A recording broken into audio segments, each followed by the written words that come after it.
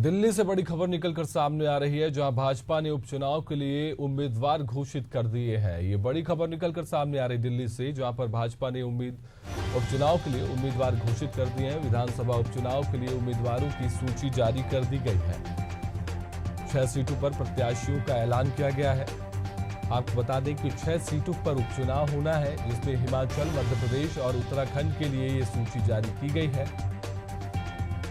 10 जुलाई को मतदान होगा, 13 जुलाई को मतगणना होगी। ये लिस्ट भी हम आपको दिखा रहे हैं, जहां पर चुनाव होने हैं और भाजपा के जो उम्मीदवार हैं जो घोषित हुए हैं उसकी सूची हम आपको दिखा रहे हैं। इसी खबर पर ज्यादा जानकारी के साथ हमारे संवाददाता स्नेह कमल जुड़ चुके हैं। जी स्नेह, ये बताइए कि ये जो उम्मीदवारों की जो सूची है, अब यहाँ पर मध्य प्रदेश में भी चुनाव है और हिमाचल में भी है, उत्तराखंड में भी है। इसी को लेकर ये उम्मीदवारों की जो सूची जारी कर दी गई है।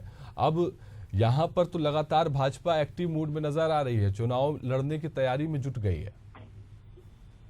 जी सिद्धांत, भारतीय जनता पार्टी की अगर बात करें, जिस तरह से 3 राज्यों में जो है कुल 6 सीटों पर उपचुनाव होने हैं, जिनमें हिमाचल प्रदेश की 3, मध्य प्रदेश की 1, उत्तराखंड की 2 सीटें शामिल है। उनको लेकर कल देर रात भारतीय जनता पार्टी ने अपने उम्मीदवारों की सूची जारी कर दी।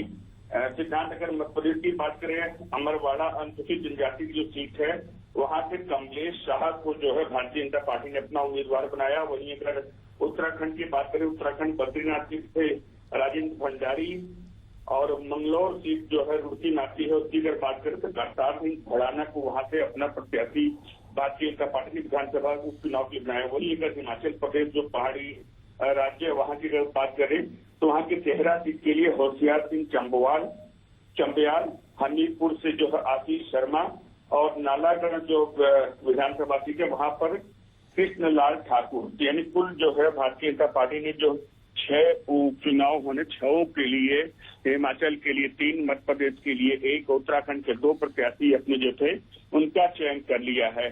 क्योंकि इन उपचुनाव के लिए जिस तरह से आपने कहा था, भारतीय जनता पार्टी ने तमाम जो सभी दल है उन पर अपनी बढ़त बनाते हुए सबसे पहले अपने प्रत्याशी घोषित कर दिए हैं। सिद्धांत जी बिल्कुल, अगर बात की जाए कमलेश शाह की, तो अमरवाड़ा से वह विधायक रहे हैं और उसके बाद उन्होंने इस्तीफा दे दिया था। और उसके बाद भाजपा वो ज्वाइन किए और भाजपा ज्वाइन करने के बाद भाजपा से उम्मीदवार घोषित कर दिए गए हैं। ये किस तरह से दिलचस्पी बढ़ाता है राजनीति में? जी, अगर इन क्षेत्रों की बात करें, ये तमाम क्षेत्र ऐसे थे जो कमलनाथ की वर्चस्व वाली क्षेत्र थे। वहां से जो कांग्रेस के तमाम नेता हैं, इन सभी ने इस्तीफे दिए। उसमें कई विधायक शामिल थे, कई वरिष्ठ नेता शामिल थे।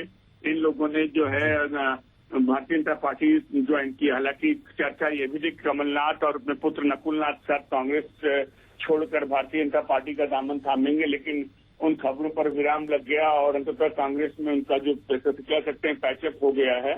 तो उसके बाद वो तो रुक गया, लेकिन उनके जो तमाम समर्थक थे, जो उनके विश्वसनीय सहयोगी थे, जो उनके पुराने साथी थे, उन सभी ने कांग्रेस छोड़ी और भारतीय जनता पार्टी भारतीय जनता पार्टी में शामिल हो गए। तो जो तमाम नेता थे, उनमें कुछ विधायक भी थे जिन्होंने अपनी सीट से इस्तीफा देकर भाजपा ज्वाइन की। अब चुनाव होने हैं तो एक बार पुनः उन्हें चुनाव का सामना करना पड़ेगा।